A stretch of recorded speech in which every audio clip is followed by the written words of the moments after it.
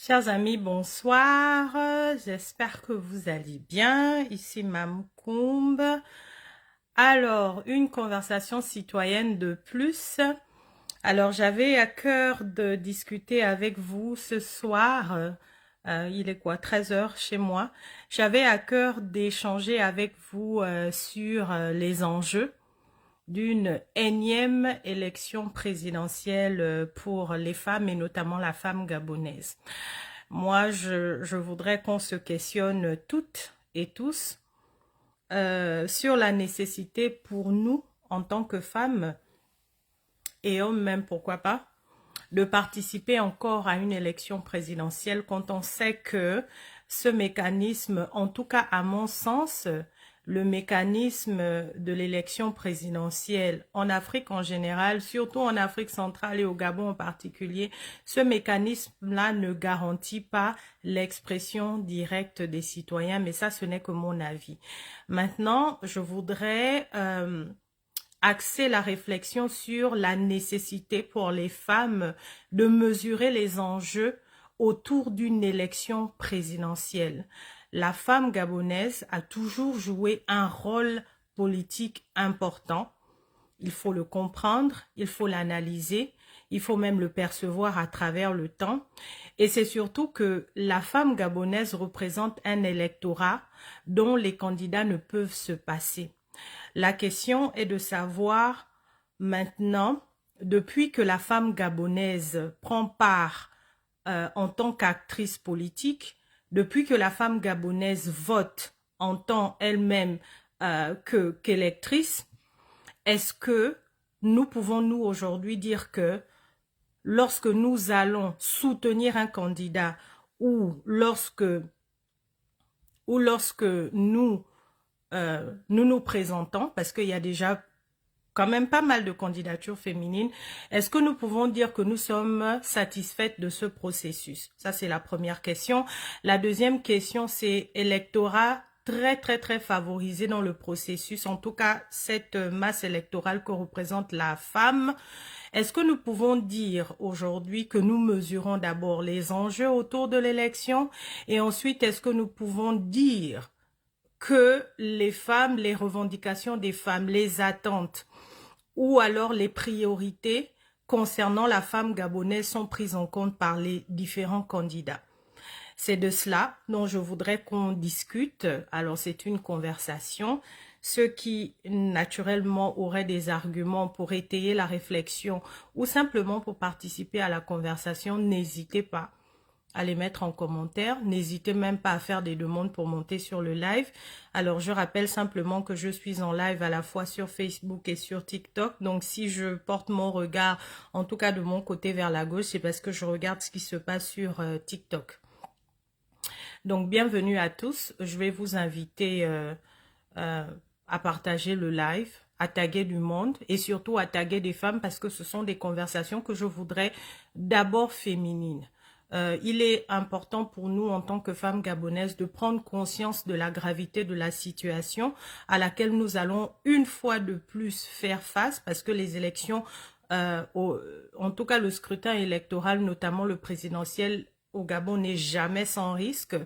En tant que citoyenne, en tant que femme, en tant que mère, il nous arrive de perdre des membres de notre famille, il nous arrive d'être victimes de violences.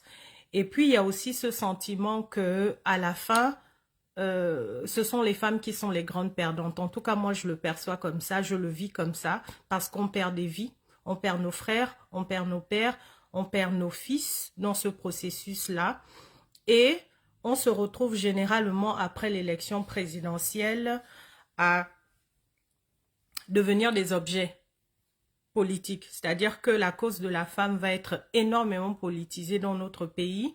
Il y a beaucoup de subventions qui vont être dégagées pour répondre à nos besoins à nous, mais sur le terrain, les chiffres, les analyses et les rapports nous démontrent que les attentes de la femme gabonaise ne sont pas suffisamment considérées. Donc voilà un petit peu ce de quoi je voudrais parler aujourd'hui avec vous. En tout cas, je voudrais vous partager. Donc, si le programme vous sied, n'hésitez pas à taguer du monde, à partager dans les groupes WhatsApp, partager sur vos réseaux sociaux. Donc, je vais saluer toutes les personnes qui me regardent sur TikTok là et sur Facebook. Je vois quelques personnes que je connais. Donc, salutations à vous. Bon dimanche. Ici, chez moi, il est 13 h. Donc, les amis, la première chose qu'il faudrait comprendre ou d'abord réaliser pour ceux qui ne le savent pas, alors ce sont des chiffres qui sont certainement vérifiables et j'invite d'ailleurs tout le monde à faire ce travail de vérification. En général, on aime bien dire en Afrique que les femmes sont plus nombreuses pour justifier la polygamie. Bon, les statistiques qui sont naturellement disponibles sur Internet, fiables ou pas, nous donnent une population féminine de 1 227 080, soit 49,8% de la population, contre 1 235 524 habitants, donc 50,2. Donc, il faut déjà commencer par comprendre que les femmes ne sont pas plus nombreuses que les hommes au Gabon. Donc, pour un petit pays comme le Gabon, avec une population générale d'environ 2 500 000, les femmes représentent 49,8%. Ça fait plus de 60 ans que nous sommes indépendants. Ça fait plus de 60 ans que le pétrole du Gabon est extrait. Ça fait plus de 60 ans que le bois du Gabon sort de notre pays. Ça fait plus de 60 ans que nous exploitons et que nous extrayons des minerais dans notre pays. Mais la question qu'il va falloir se poser, c'est pendant ces élections présidentielles-là, qu'est-ce que les candidats vont venir nous proposer ? Quel sera le point d'achoppement des échanges lorsqu'ils vont vouloir demander nos voix en tant que femmes? C'est-à-dire que 60 ans après, ce qu'ils vont nous promettre ou ce qu'ils vont nous faire espérer, ben écoutez les amis, c'est encore des maternités. C'est-à-dire que 60 ans après l'indépendance du Gabon, nous sommes nous-mêmes passés aux manettes. Il y a eu de multiples hommes politiques, de multiples intellectuels, de multiples experts, des femmes et des hommes qui se sont relayés à la tête de nos départements ministériels, à la tête de nos institutions, et pas des moindres. Mais est-ce que vous vous rendez compte que là, en 2025, avant le 12 avril, ces gens-là vont rentrer dans notre intimité parce que ce n'est que pendant les élections que les candidats et tout leur staff découvrent les conditions de vie des Gabonaises. Ces gens-là vont encore venir nous parler d'hôpitaux, ils vont encore venir nous parler d'activités génératrices de revenus, ils vont encore venir nous parler de pagnes, de t-shirts et de nous dire comment est-ce qu'on devra nourrir nos enfants avec des petits moyens. Ça fait 60 ans que nous sommes indépendants, mais est-ce que vous vous rendez compte que la seule offre politique, la seule offre économique et sociale, c'est encore nous parler de besoins primaires pour la femme gabonaise? Les femmes, je ne sais pas si vous comprenez ma réflexion, mais 60 ans après, ils n'ont pas pu construire les maternités que nous attendons pour mettre dignement et décemment nos enfants au monde. 60 ans après, les allocations familiales sont encore entre 5 000 et 8 000 francs CFA par enfant et par trimestre. 60 ans après, la femme gabonaise n'a toujours pas l'électricité et l'eau dans sa maison. 60 ans après, les femmes gabonaises meurent, se font violer, nos enfants se font violer, abuser, harceler, assassiner. 60 ans après, moi je me pose la question de savoir, lorsque ces gens-là vont débarquer dans nos villages, lorsqu'ils vont débarquer dans nos quartiers, lorsqu'ils vont débarquer dans nos maisons, lorsqu'ils vont nous demander de porter des t-shirts, des pagnes, des foulards et des casquettes à leur effigie, on le fera pourquoi, femmes gabonaises? Qu'est-ce qui justifiera que, une fois de plus, nous jouions le jeu politique? C'est la question que je me pose, parce que nous avons la preuve concrète que quels que soient les acteurs qui sont passés, de la majorité comme de l'opposition, il n'y a aucun d'eux qui a eu suffisamment à cœur de résoudre la question de prendre à cœur les revendications de la femme gabonaise. 60 ans après, on accouche toujours dans les mêmes conditions. 60 ans après, on a toujours des institutions, des écoles, des hôpitaux, des administrations qui n'ont pas des toilettes décentes pour nous les femmes. 60 ans après, en fait, nos allocations familiales n'arrivent même pas aujourd'hui à nous acheter un sac de riz. 60 ans après, lorsque nous prenons la route, nous avons encore des difficultés. Nous n'avons pas l'eau, nous n'avons pas l'électricité. Vraiment, les femmes qui me regardaient sur le live là, quelles sont vos revendications? Qu'est-ce que vous allez demander en fait à ces politiques? Ou qu'est-ce que ces politiques pourront vous dire qui peut vous convaincre? Moi, je suis vraiment bien curieuse de savoir. Je suis vraiment bien curieuse de savoir quelles sont les revendications que vous avez et qu'est-ce qui fera aujourd'hui que la femme gabonaise vote pour un ou un tel candidat ou un autre, que ce soit de la majorité ou que ce soit de l'opposition. C'est vraiment la question que je me pose. Qu'est-ce qui va faire là en 2025 que nous donnions nos voix à un autre ou à un quelconque candidat? Les chiffres des violences explosent. Les féminicides dans notre pays explosent. Les femmes et les enfants qui sont tombés sous les coups des crimes dits rituels, donc des crimes de sang, n'ont jamais été élucidés. Les femmes, l'une des premières causes de mortalité de la femme gabonaise aujourd'hui, ce sont les cancers féminins. La prise en charge reste encore approximative. Les activités génératrices de revenus qu'on donne aux femmes commerçantes, ça n'a jamais réussi à créer des entreprises suffisamment solides pour une main-d'œuvre féminine qui pourrait aller de 10 000 à 15 000 à 30 000 femmes qui sont employées, justement. On parle d'entrepreneuriat des femmes au Gabon, mais nous n'avons pas de banque ou d'institution dédiée à cette activité-là pour accompagner les femmes. On donne des microcrédits. On donne des petits chèques de 500 000. On donne des petites subventions de 6 millions, de 10 millions pour qu'elles puissent investir dans l'agriculture. Mais dans le Gabon, là, ça fait 60 ans. Il y a seulement 2% de femmes gabonaises qui sont propriétaires de terres. On n'a jamais facilité à la femme gabonaise la possibilité d'avoir une parcelle de terre, arable ou pas.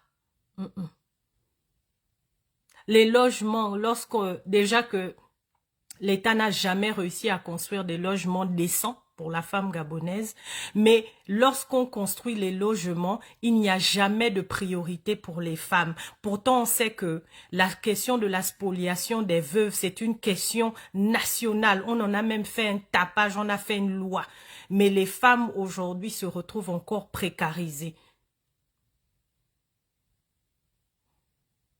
Les femmes qui sont là sur le live, lorsque les politiques là vont arriver, parce que la campagne va commencer bientôt là, il y a déjà des marches, il y a déjà des t-shirts, il y a déjà des motions de soutien, il y a des gens qui font des grèves de la faim, en tout cas ça fuse de partout. Qu'est-ce que vous attendez en tant que femme des politiques gabonaises aujourd'hui? Majorité comme opposition. Essayez un peu de m'expliquer. C'est-à-dire que lorsqu'on est une femme gabonaise aujourd'hui, et puis qu'on va recevoir, si par exemple Billy Binze qui serait candidat puisqu'il ne s'est pas encore déclaré, Monsieur Billy Binze lorsqu'il était Premier ministre, les femmes originaires de sa province se sont levées à cause du problème des éléphants au Gabon. Ces femmes-là aujourd'hui, lorsque vous les écoutez, elles vivent encore dans la misère. C'est-à-dire que là-bas, il n'y a pas de banque qui va soutenir l'entrepreneuriat agricole des femmes. Là-bas, elles n'ont pas de maternité et d'hôpitaux dignes de ce nom et de pointe surtout. Quand on sait quelles sont les richesses qu'on extrait de la province là, on en est encore à faire des dons dans une maternité. qu'est-ce que ces gens-là peuvent bien venir nous raconter? C'est vraiment la question que je me pose en tant que femme gabonaise. C'est-à-dire que lorsqu'ils vont débarquer chez nous, essayez un peu de me dire, vous qui êtes là, les sœurs, qu'est-ce que vous attendez des politiques quand on est une femme aujourd'hui au Gabon? Quelles sont vos priorités? Quelles sont vos attentes? Peut-être que ces gens-là vont regarder mon live. En tout cas, s'il est suffisamment partagé, il sera regardé. Je n'ai pas beaucoup de doutes sur la faculté que je peux avoir de toucher une certaine classe politique parce que j'ai été l'une des seules à appeler au retour du ministère de la Femme. On était quelques-unes avec Marie-Sylvie Herveau Akendengue, par exemple. On a tapé du poing sur la table pour dire qu'il nous faut le retour de ce ministère. Le ministère est revenu. Mais regardez ce qui se passe au ministère de la Femme. Courant cette semaine, je suis tombée sur je crois que c'était un extrait d'une grande réunion qui s'est passée avec Madame la ministre de la Femme, où elle a appelé les femmes à aller voter, c'est-à-dire qu'elle a appelé les femmes à aller s'inscrire pour accomplir un devoir citoyen. Mais j'ai envie de dire que les femmes vont à la femme gabonaise à qui on demande d'aller s'inscrire aujourd'hui en 2025. Elle va s'inscrire pour gagner quoi?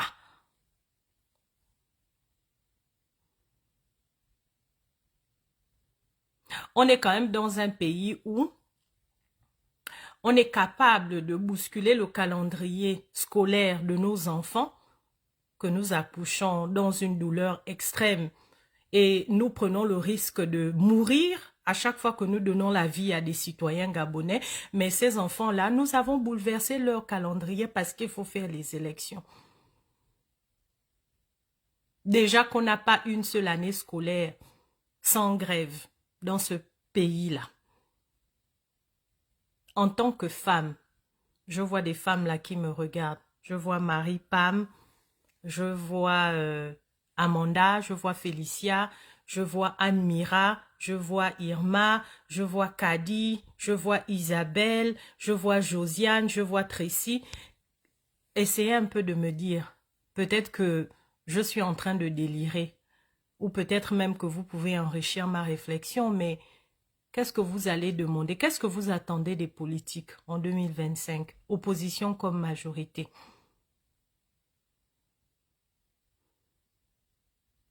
Est-ce que lors de la dernière campagne présidentielle, je me souviens qu'il n'y a pas eu énormément de plateaux télé.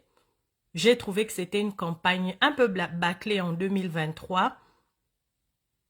Je n'ai même pas le souvenir que le professeur Andorosa ait proposé quelque chose de spécifique pour les femmes gabonaises. Je n'ai pas le souvenir. Je n'ai pas entendu Madame Paulette Missambo, la candidate. Je n'ai pas entendu nécessairement Madame Victoire Lasseni Dubose, épouse Issembe. Je n'ai pas entendu le candidat Djoktan. En tout cas, toutes ces personnes qui étaient candidates à l'élection, je ne les ai pas entendues nous dire ce qu'ils vont proposer aux 39% de foyers monoparentaux avec à leur tête des femmes. Je n'ai pas vu passer quelque chose de spécifique pour la femme gabonaise.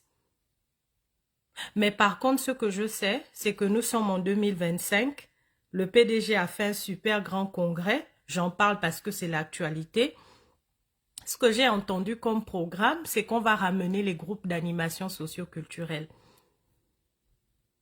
Ça, par contre, je suis sûre d'avoir entendu ça. J'entends Monsieur Billy Binze qui parle, qui fait beaucoup, il est très présent, en tout cas dans la sphère médiatique et politique. Monsieur Billy Binze fait énormément de sorties, mais je ne l'entends pas nous parler de ce qu'il pense des 39% des foyers monoparentaux. Moi, c'est à ce niveau d'exigence, en fait, que je voudrais emmener la femme gabonaise. Et je voudrais emmener la femme gabonaise à ce niveau d'exigence parce que les femmes gabonaises ont toujours soutenu des hommes politiques. Elles n'ont fait que ça. Pendant le parti unique qui a duré une trentaine d'années, donc de 1967 jusqu'au début des années 90, et les groupes d'animation socio-culturelle se sont étendus jusqu'à approximativement 2009. En tout cas, c'est très très récent. Est-ce que vous vous rendez compte que en 1961, il y a l'Organisation nationale des femmes gabonaises, c'est-à-dire qu'il y a une organisation qui se crée pour que les femmes gabonaises puissent venir discuter, échanger, proposer et travailler ensemble concernant des questions qui les regardent d'abord directement. Donc la condition de la femme, des questions liées à l'éducation, des questions liées à l'état justement de notre législation à l'époque. C'est-à-dire que les femmes ont voulu se réunir dans cette organisation nationale des femmes gabonaises, impulsée soi-disant par le président Léamba. Ce qui est sûr, c'est lorsque M. Omar Bongo, Albert Bernard Bongo à l'époque, lorsqu'il arrive en 1967, il dit non, on ne veut plus de l'Organisation nationale des femmes gabonaises, on va transformer cette institution-là qui va devenir d'abord l'Organisation des femmes gabonaises et ensuite ça va devenir l'UFPDG. Mais rendez-vous bien compte que lorsque l'Organisation nationale des femmes gabonaises se transforme et devient une autre entité, croyez-vous bien que c'est une organisation qui a pour but de réunir les femmes pour qu'elles travaillent, pour qu'elles réfléchissent ensemble, pour qu'elles fassent des propositions à l'exécutif et notamment au chef de l'État. Donc c'est une organisation qui couvre l'ensemble du territoire et qui réunit toutes les femmes de toutes les classes sociales. Rendez-vous bien compte que lorsque cette organisation-là est créée, c'est un homme qui est à la tête. Voilà le Gabon. Que les jeunes filles d'aujourd'hui ne connaissent peut-être pas. Mais c'est important de nous documenter sur l'histoire. C'est-à-dire qu'on a une organisation nationale de la femme gabonaise, mais c'est un homme qui est à la tête de cette institution. Est-ce que vous voyez comment le Gabon a fonctionné? Est-ce que vous voyez comment le Gabon fonctionne depuis des années? En 1967, Albert Bernard Bongo arrive et dit non. Stop, vous n'allez pas me faire vos histoires d'organisation nationale. Allez, ça va se transformer en union des femmes du Parti démocratique gabonais. On connaît tous le résultat. Ça nous a donné naissance au groupe d'animation socio-culturelle.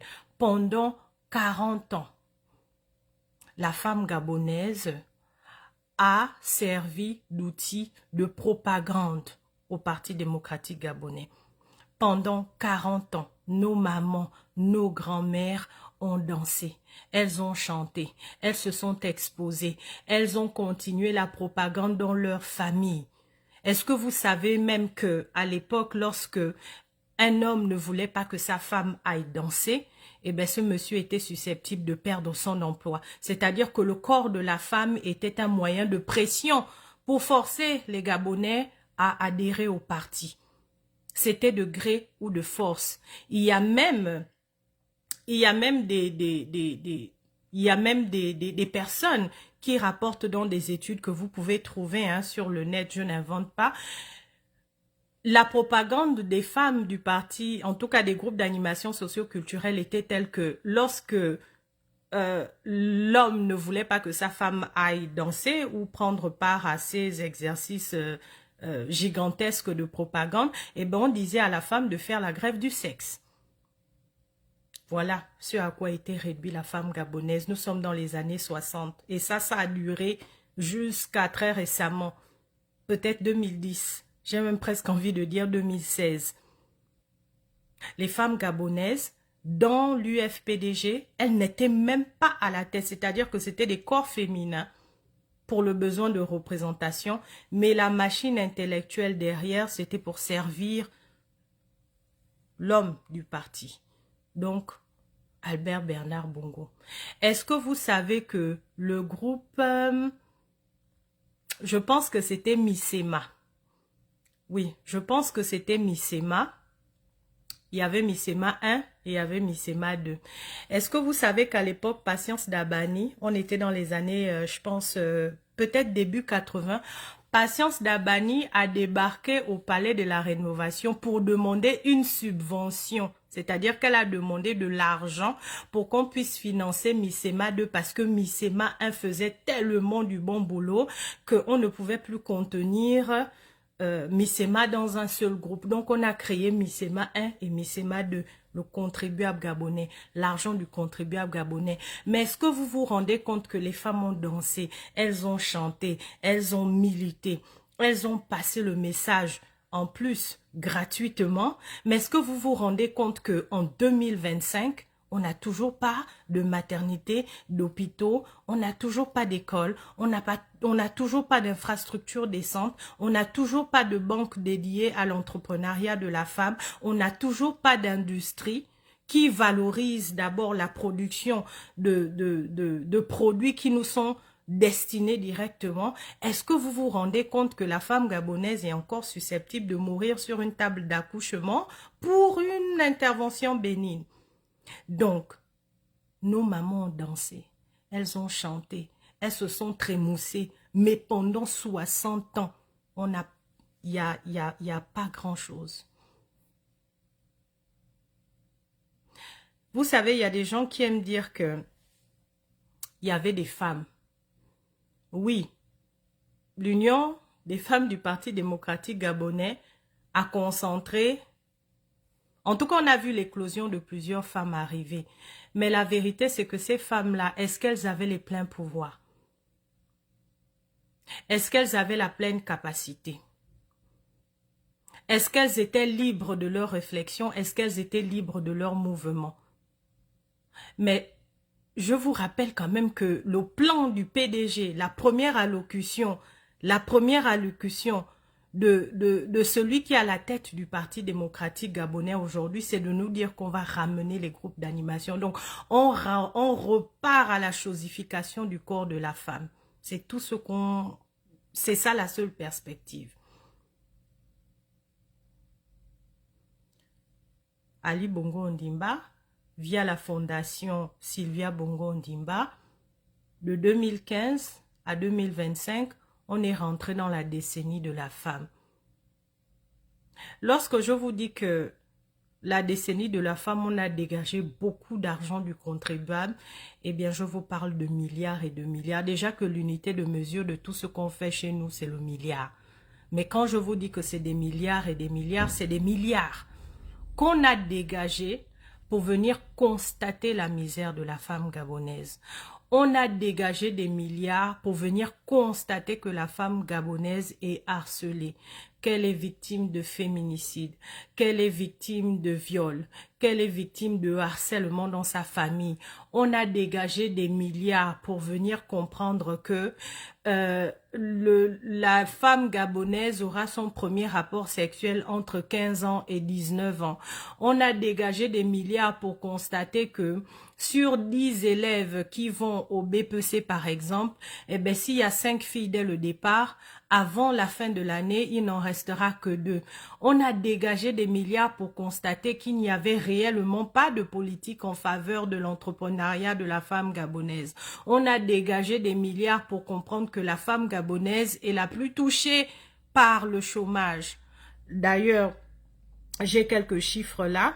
Eh bien, le chômage des femmes, en fait, entre 2021, les femmes gabonaises, en 2021, le chômage était estimé à 20,5%. Dans les 20,5%, on était en 2021, eh bien, il y avait 30%, non, il y avait 32% de femmes dans les 20% de chômage en 2021. Donc, les statistiques nous disent même qu'en 2025, on est à 40% de chômage au Gabon. Dans ces 40%-là, il y a encore 32% de femmes. On a dégagé de l'argent pour constater ce que nous voyons tous les jours. La question que je pose, c'est lorsque les candidats de tous bords là vont commencer à venir s'asseoir avec nous dans nos cuisines, dans notre misère totale, avec les enfants qui seront là complètement abandonnés à eux-mêmes, lorsque ces gens-là vont venir parler aux veuves comme s'ils étaient compatissants, lorsque ces gens-là vont venir nous dire encore de porter les t-shirts, lorsque ces gens-là vont faire semblant de constater et de comprendre la misère des femmes, qu'est-ce qu'ils vont pouvoir nous promettre qui peut nous convaincre en 2025? C'est vraiment à cette réflexion que je voudrais tous nous inviter. En 60 ans, ils n'ont pas pu construire de maternité décente. En 60 ans, ils n'ont pas pu protéger les enfants pour lesquels nous mourons. Parce qu'il y a tellement de femmes. Il y a tellement de femmes dans notre pays. On a tous évolué dans chaque famille gabonaise, il y a une femme qui se fait battre par son conjoint. C'est une culture dorénavant. Nous avons tous vu ça. Nous avons tous expérimenté. Nous avons tous gardé le silence. Mais en 60 ans, qu'est-ce qu'ils vont venir nous dire? Est-ce qu'il y a même un candidat? Est-ce que vous avez déjà vu un candidat, que ce soit de la majorité ou de l'opposition? Est-ce qu'il y a un candidat qui nous parle même des violences qui sont faites aux femmes dans ce foutu pays? Est-ce qu'il y en a même un seul? Encore que ce sont des hommes et qu'ils ont honte de parler de ces thématiques-là. Est-ce que vous en voyez même un seul qui va se lever pour dire que on ne peut pas taper sur la femme gabonaise, on ne peut pas l'humilier, on ne peut pas lui enlever sa dignité en la violentant économiquement? Il n'y en a pas. Ils s'en foutent. Est-ce que vous ne vous rendez pas compte de ça? Qu'il y a presque aucun Gabonais, mais qui pense spécifiquement à nous. Mais est-ce que vous savez que lorsque les chiffres sortent et qu'on nous dit que 80% des mineurs qui sont à la prison centrale de Libreville sont issus de foyers monoparentaux, en fait, tout ce qu'on dit, c'est que c'est la faute des femmes. C'est la faute des femmes. Mais on est quand même dans une configuration culturelle qui demande à la femme de supporter à tort et à travers parce que le mariage c'est pour le meilleur et pour le pire. Mais on ne questionne pas les hommes qui partent lorsque ce n'est plus bien. C'est-à-dire que pour eux, c'est pas le meilleur et pour le pire. Ce qu'ils veulent, c'est que la femme gabonaise reste lorsqu'elle n'arrive pas à manger dignement, lorsqu'elle n'arrive pas à s'habiller décemment, lorsqu'elle n'arrive pas à sécuriser ses enfants, lorsqu'elle n'arrive pas à se soigner décemment. Tout ce que la société gabonaise attend, c'est que la femme gabonaise supporte. Nos mamans ont supporté. Ça n'a rien donné. Nos mamans sont restées soi-disant pour les enfants. Aujourd'hui, nous, les jeunes femmes là, on est capable de vous dire que nous, on a vu nos mamans pleurer le soir, en silence. Nous, on a vu nos mamans accepter des enfants qui venaient du dehors. Voilà la culture à laquelle on nous a habitués. Et on est en train de nous dire qu'il faut qu'on supporte ça encore. Qui dans sa famille n'a pas vu une femme aller à l'hôpital et ne pas revenir à cause d'un accouchement dans un tout petit pays comme le Gabon? Est-ce que vous vous rendez compte que tous les acteurs la politiques qui se disent aujourd'hui qu'ils vont changer le Gabon, il y en a même, le CTR a dit qu'il devait restaurer la dignité de la femme gabonaise.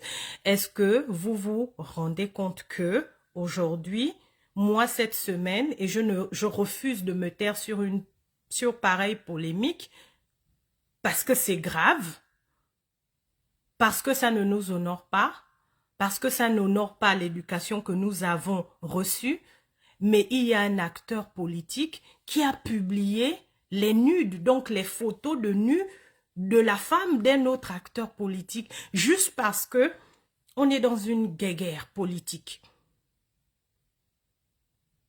Mais cet acteur politique-là, il dit qu'il est né au village, il dit qu'il est initié, il dit qu'il connaît la tradition, mais il a utilisé les nudes, les photos d'une femme, d'une mère, pour montrer que ce qu'il dit est crédible.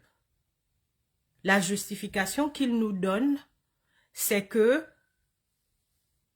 il y a quelqu'un qui a commencé par, je vais être direct, excusez-moi, il y a quelqu'un qui a commencé par insulter le compte de sa mère. Donc, parce qu'un autre homme a insulté le compte de sa mère, toi, tu prends les photos de sa sœur et puis tu publies ça. Et tu dis que tu veux gérer la vie des Gabonais. Est-ce que vous voyez à quel point les hommes dans ce pays, ils nous aiment de façade, en fait. Ils aiment leur mère, ils aiment leur propre sœur, ils aiment leur fille. Mais quand c'est pour faire du mal à une autre femme, ils n'hésitent pas. Et nous, on est dans une société où on nous demande de nous taire face à des choses comme ça.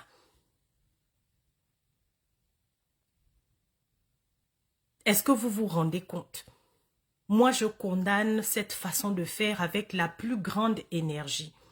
En 2025, on ne peut pas se servir du corps de la femme comme arme politique. Parce que dans ce pays-là, si on commence à regarder ce que tout le monde fait en dessous de la culotte, eh bien, je suis désolée, les hommes gabonais ont la palme d'or de tout ce qui est horriblement condamnable dans ce pays. Parce que la vérité, c'est que sur les 89,9% de femmes qui se disent déjà avoir été violées, violentées, harcelées, humiliées, eh bien, je suis désolée de vous dire que 90% des violences qui sont commises, ce sont des hommes qui commettent ces violences. Les chiffres sont là, les études sont là.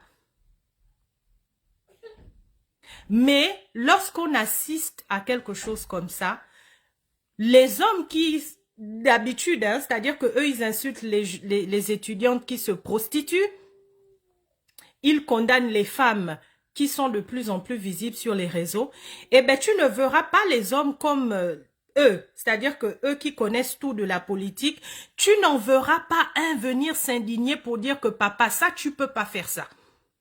Tu ne vois pas. C'est-à-dire que là, quand c'est des violences comme ça, là, les hommes ne parlent pas. C'est-à-dire que vous avez un homme qui est né d'une femme, qui a une femme, une conjointe, qui a des filles, qui prend la nudité de la femme ou de l'ex-femme d'un autre acteur politique et nous montre ça devant des milliers de personnes. Et les autres hommes ne viennent pas condamner ça. Ces hommes-là ont des femmes, ces hommes-là ont des sœurs, ces hommes-là ont des filles. Ils ne parlent pas de ça. Est-ce que les femmes, vous vous rendez compte de dans quel Gabon on vit? C'est-à-dire que si nous-mêmes, on ne prend pas notre problème à bras le corps, les hommes ne le feront pas. Si un d'eux arrive à prendre la nudité de la femme de son camarade homme politique et puis il publie, ça veut dire qu'un jour, ils prendront tous nos photos. Est-ce que vous vous rendez compte du Gabon dans lequel on est? Est-ce que vous voyez les grands activistes de ce pays-là? Est-ce que vous les voyez lorsque nous on relaie qu'il y a un homme qui a violé son enfant? Est-ce que vous les voyez faire des super lives? La seule personne que je vois faire du tapage sur ces questions-là, c'est le Badeko en chef. C'est le seul qui prend ce problème-là à cœur et à tort et à travers sur ses pages. C'est le seul. Le reste là, ce sont des guéguerres politiques, c'est-à-dire que ce sont des guéguerres d'ego d'hommes politiques. Pas plus tard que ce samedi-là, nous sommes tous tombés sur la vidéo de ce monsieur qui imposait à sa fille de 5 ans de lui faire une fellation tous les jours. Tu ne verras pas les grands activistes là relayer ça, surtout les hommes, c'est pas leur problème. Vous ne les voyez pas faire du tapage lorsqu'on dit que telle personne est morte. On a poignardé telle femme. On a retrouvé telle personne. Lorsqu'ils prennent la question des violences, les grands activistes de ce pays-là, lorsqu'ils prennent la question des violences, c'est parce qu'ils veulent attaquer un autre homme politique. Mais ils n'ont pas le souci de ce que la femme qui est décédée, la jeune fille qui se fait violer, l'enfant qui est victime de pédophilie, là, c'est l'enfant, c'est un Gabonais. Ça les intéresse pas. Ce qui les intéresse, c'est de montrer, de se faire la bagarre entre hommes politiques sur notre misère. Pendant ce temps-là, c'est nous qui mourront. Pendant ce temps, c'est nous qui souffrons. Mais ce sont eux, aujourd'hui, qui sont en train de dire que « mais je ne comprends pas. Oh là là, la femme gabonaise d'aujourd'hui n'a plus de valeur, mon Dieu. Hein? Nos sœurs gabonaises se prostituent maintenant. » Mais les jeunes filles qui se prostituent, mais c'est le problème des bourses. C'est le problème des bourses. Tu les verras à l'étranger, ils ont des grandes montres, ils ont des grandes cravates. Ils nous montrent que eux, ils avalent maintenant la neige. Combien d'entre eux en tant qu'activistes, se sont réunis pour dire qu'ils vont faire une collecte pour protéger les jeunes femmes qui sont à l'étranger pendant qu'il n'y a pas la bourse. Est-ce que vous voyez ces hommes politiques-là faire ça? Est-ce que ces hommes politiques-là font du tapage lorsque on sait que on se retrouve maintenant vulnérable? L'affaire de Dina est devenue une affaire politique. Il y a combien d'activistes et d'hommes politiques qui parlent encore de l'affaire de Dina qui a été assassinée en Turquie? Il y a combien?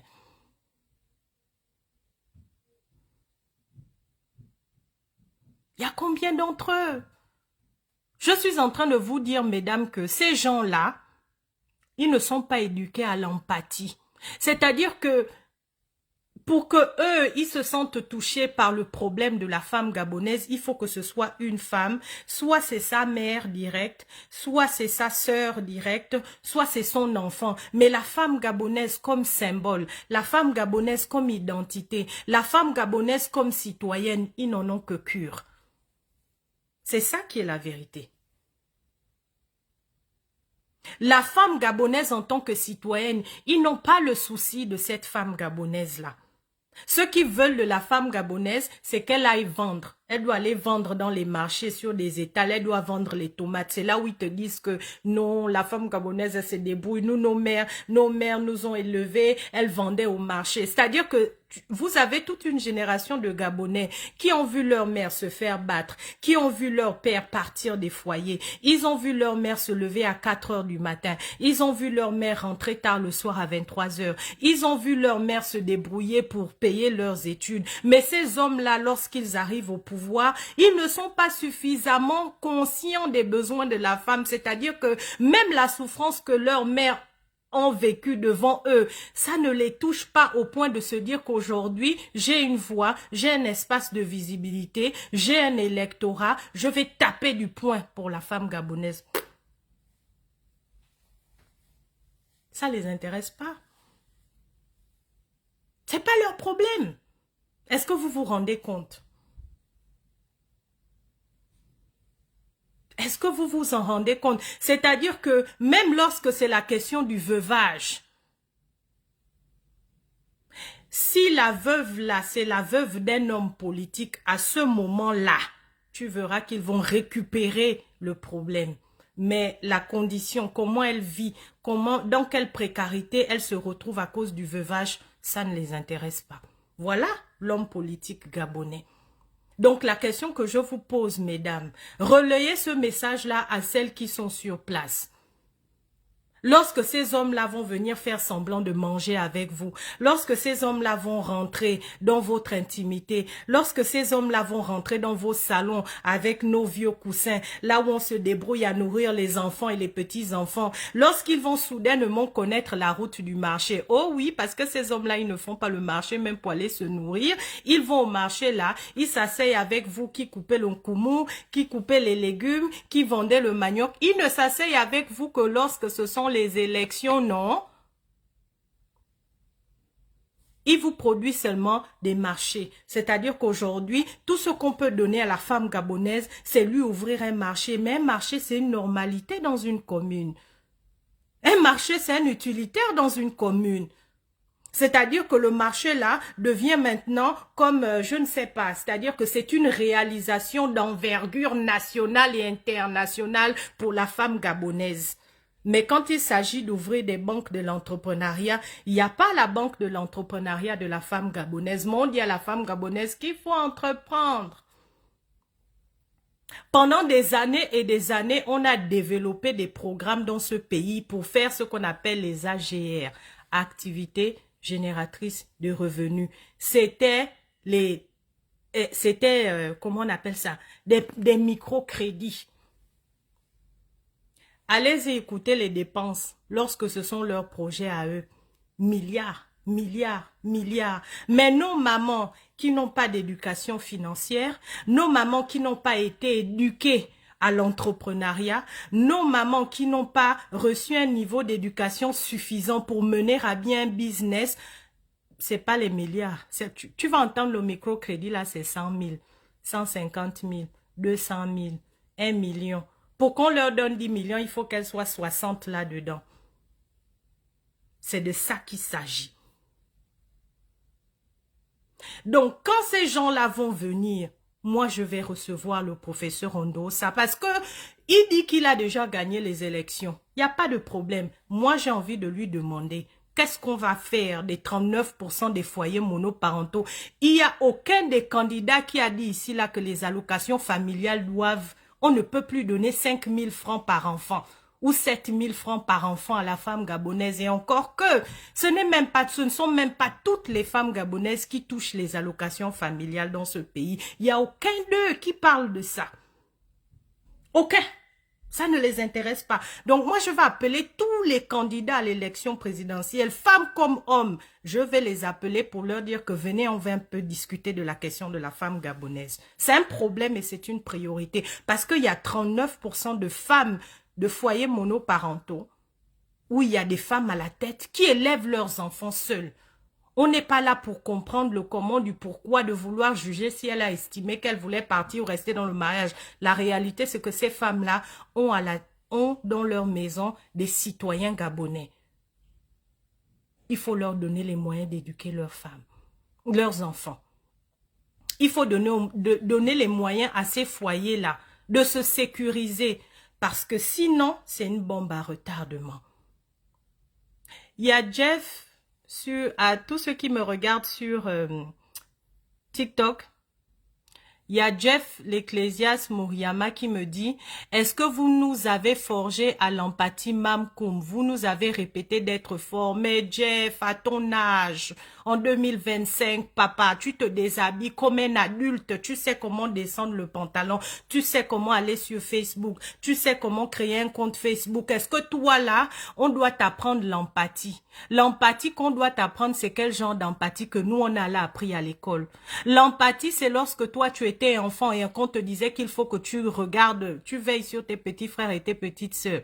L'empathie, c'est ce qui fait que toi, en tant qu'homme gabonais aujourd'hui, si on insulte le con de ta mère comme c'est l'injure nationale, tu es capable de tuer. Tu vois l'empathie que tu as là, mais il faut que tu exerces ça. Donc, même pour avoir de l'empathie, ça ne vous touche pas que les femmes meurent. Ça ne vous touche pas qu'on vous dise que près de 90% des femmes gabonaises disent qu'elles ont déjà été violentées au moins une fois dans leur vie. Donc, quand tu lis les chiffres là, toi encore, on doit t'apprendre l'empathie. Un vieux monsieur comme toi, Jeff.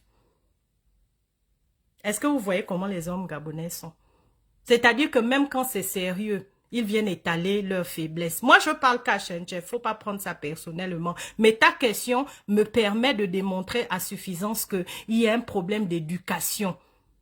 Donc, toi, là où tu es là, on doit t'apprendre l'empathie. Lorsqu'on te dit que il y a des hôpitaux dans ce pays-là, lorsque les femmes accouchent, elles dorment par terre, où il n'y a pas assez de tables d'auscultation, il n'y a pas assez de matériel pour des soins gynécologiques, c'est quel genre d'empathie, Jeff, que tu veux qu'on t'apprenne? Ça, là, ça ne te touche pas.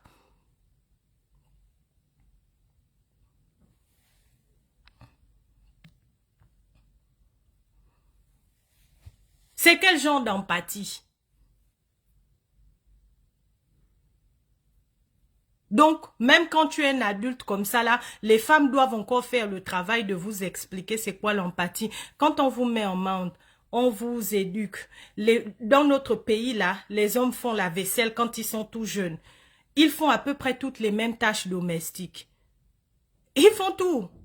C'est le patriarcat qui nous met dans un cycle de violence où, une fois que vous rentrez en couple, vos cerveaux commencent à diminuer. La capacité de réflexion et d'empathie commence à diminuer parce que dans l'inconscient collectif des Gabonais, avoir une copine, eh ben c'est comme un meuble en fait qu'on a acheté. Qui va t'enseigner l'empathie, Jeff? Mais si tu es suffisamment empathique pour relayer tous les jours qu'il y a des Gabonais qui se font violenter, eh bien c'est cette empathie-là que tu dois avoir concernant la condition de la femme. Quelle est l'empathie qu'on devrait à toi t'enseigner lorsque tu apprends qu'il y a des Gabonaises qui se prostitueraient parce qu'elles n'ont pas de bourse? J'ai pas pris ton commentaire au premier degré. J'ai pas besoin de prendre ton commentaire au premier degré, mais tu poses une question fondamentale. C'est-à-dire que même lorsque le pays est en lambeaux, vous voulez encore vous trouver des excuses pour ne pas être courageux et digne. La dignité, c'est une vertu qui s'apprend dès le départ et dans chaque famille gabonaise, en tout cas du moins à mon époque. Mais la question que je pose, c'est aujourd'hui, lorsque les politiques vont venir chez nous pour solliciter en fait nos votes, qu'est-ce que nous, en tant que femmes, devrions exiger? Qu'est-ce que nous devrions attendre de ces gens-là? Ça fait 60 ans qu'ils échouent, c'est-à-dire que ce n'est rien de personnel, c'est une réalité. Les chiffres, les rapports, tout le démontre. C'est une réalité. Le programme qui a consisté pendant des années et des années à donner des microcrédits aux femmes, ça n'a pas fonctionné. Ça n'a pas créé de firme nationale, ça n'a pas créé de firme internationale gabonaise. La femme gabonaise n'a pas saisi le vent de l'innovation technologique. C'est-à-dire que l'État gabonais pouvait créer toute une filière de formation qualifiante et pas nécessairement diplômante. C'est-à-dire que avec le niveau que tu as, les nouvelles technologies aujourd'hui nous permettent de développer des corps de métier mais qui peuvent arranger la situation de la femme.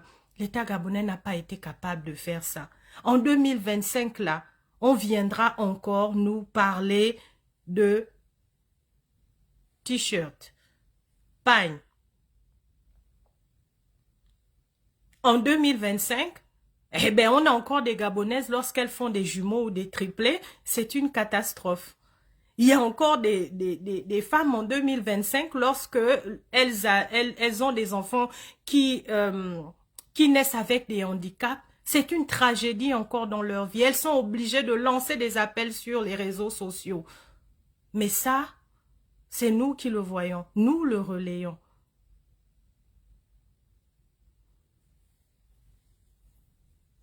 Il y a un commentaire intéressant sur TikTok qui dit « Le problème, c'est que nous, femmes, ne sommes pas assez révoltées de notre situation de précarité. » Mais moi, je pense très sincèrement que nous ne sommes pas assez révoltées parce que nous sommes conditionnés. C'est-à-dire que la femme gabonaise est conditionnée à une forme de misérabilisme, en tout cas celle d'une certaine classe. Nous sommes dans un cycle de violence répété. La misère de la femme gabonaise est entretenue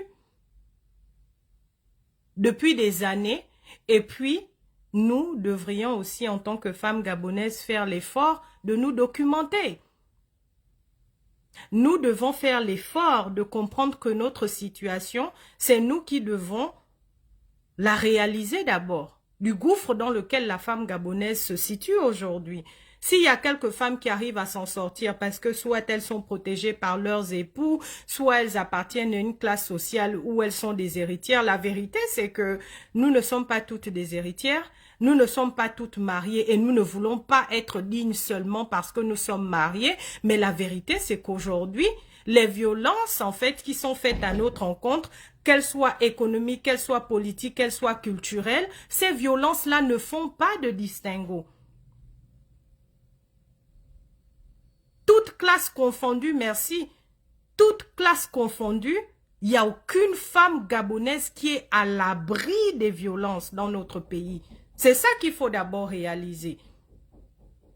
Il n'y a aucune femme gabonaise qui peut aujourd'hui dire qu'elle est dans un cercle familial là où elle se sent suffisamment rassurée. Puisque les chiffres nous démontrent que 89% des femmes gabonaises déclarent avoir déjà été victimes de violences. 89%, eh bien, il n'y a pas que des pauvres à l'intérieur. Il n'y a pas que des filles de prolétaires. Il n'y a pas que des veuves. Il n'y a pas que des femmes qui vivent en zone rurale. La violence économique à laquelle nous sommes exposés, est-ce que vous vous rendez compte qu'aujourd'hui, on nous contraint encore à nous satisfaire d'un marché? Le marché, nous devons applaudir parce qu'on nous crée un marché, c'est-à-dire qu'on est en train de nous dire que le marché qui est une normalité dans chaque quartier, dans chaque commune, dans chaque ville, un marché, ben c'est un marché, c'est banal. On doit encore applaudir en 2025 pour un simple marché. Ça fait 60 ans que nous sommes indépendants. Ça fait 60 ans que les colons sont partis. On nous fait encore applaudir pour un marché. Je ne suis pas en train de dire que ce n'est pas bien, mais je suis en train de dire que la femme gabonaise mérite mieux. Nous avons accouché de tout dans ce pays-là. Nous avons accouché de docteurs, nous avons accouché de chefs d'État, nous avons même accouché maintenant des libérateurs, nous avons accouché de tout dans ce pays. Est-ce que nous méritons ça seulement? Les femmes gabonaises. Vraiment, mon message d'aujourd'hui, c'était pour venir vous dire que la campagne présidentielle va commencer bientôt. Même les localités,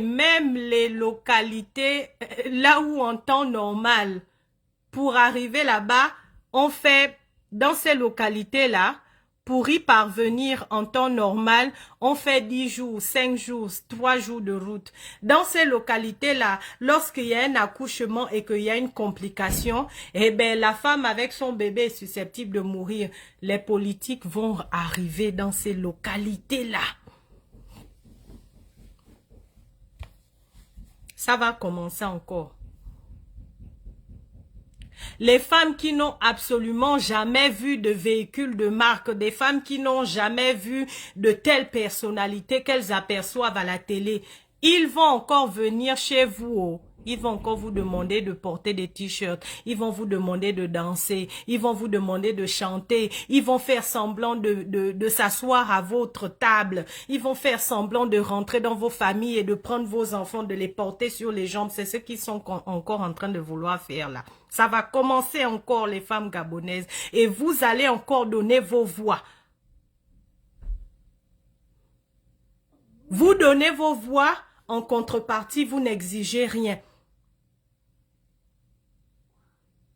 Vous donnez vos voix, mais en contrepartie, vous n'exigez rien. Est-ce que, femme gabonaise, toi, tu réalises qu'on ne peut pas te faire les dons? Lorsqu'on vient te faire un don dans une maternité, ce n'est pas un don parce que c'est de l'argent du contribuable. Passez ce message-là, je vous en supplie. Parce qu'il y a des femmes gabonaises qui sont tellement dans la précarité que le simple fait qu'un politique se déplace pour venir vers elles, elles le voient comme un miracle en fait. Non, c'est une normalité dans un pays qui se respecte. À plus forte raison, un pays aussi riche que le Gabon. En principe, le principe de don n'existe pas dans un état de droit. On ne fait pas les dons. La personne qui veut faire les dons, c'est peut-être moi de manière isolée. Mais une fois que tu as prêté serment et que tu as dit que tu sers la nation gabonaise, tu peux pas faire un don avec l'argent du contribuable. C'est l'argent des Gabonais. Et c'est particulièrement l'argent de la femme gabonaise. Femme gabonaise, ça fait 60 ans qu'on nous a conditionnés à vivre dans la misère. Pour que la femme gabonaise perce aujourd'hui, comme on dit qu'elle arrive en fait dans un niveau de visibilité, elle accède à un certain cercle en fait de pouvoir, eh ben c'est des canaux qui sont compliqués. Ça fait 60 ans. Lorsque nos mamans vont dans les champs, avant c'était les assassins, aujourd'hui ce sont les éléphants.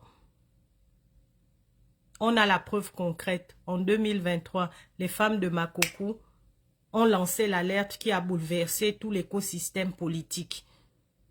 Ça fait 60 ans. Si tu vas chez moi au fin fond de Pana là-bas, je ne suis même pas sûre qu'une jeune fille qui est au fin fond de Pana peut faire ses consultations gynécologiques au moins 3 fois dans l'année. Je ne suis pas sûre. Femme gabonaise.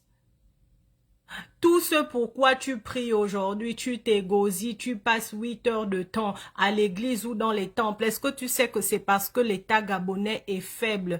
L'État gabonais, ça fait 60 ans. Cet État n'a pas été capable de nous sécuriser. Cet État n'a pas été capable de nous soigner. Cet État n'est même pas capable de nous protéger. Mais en plus de ça, c'est cet État qui nous violente dorénavant.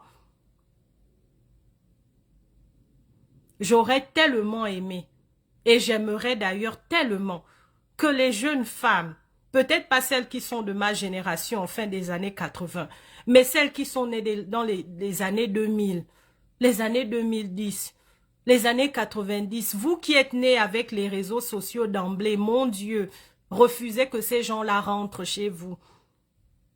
Refusez que ces gens-là vous promettent des choses qu'ils ne sauront pas réaliser. Exigez. Vous qui êtes nés à une époque où vous avez l'information, nous, on n'en avait pas. On découvre les réseaux sociaux, j'ai envie de dire que ça fait 10 ans, et même là que ça fait 5 ans qu'on sait utiliser les réseaux sociaux. Mais vous qui êtes nés dans les années 90, nous, on a hérité d'une féminité, de brutalité. C'est-à-dire que nous qui sommes nés dans les années 70, dans les années 80, dans les années 90, nous avons vu nos mères se faire battre. Nous avons vu nos mères souffrir. Nous avons vu nos mères nourrir 15 personnes avec une seule boîte de sardines. Nous avons vu nos mères accepter les enfants du dehors sous prétexte qu'il faut supporter le mariage. Nous avons vu nos mères cacher le viol. C'est-à-dire que même lorsqu'il y avait la preuve qu'il y avait un grand-père ou quelqu'un dans la famille, un cousin, un neveu qui faisait des attouchements, on a vu nos mères couver ça, cacher ça, nous on a vu ça.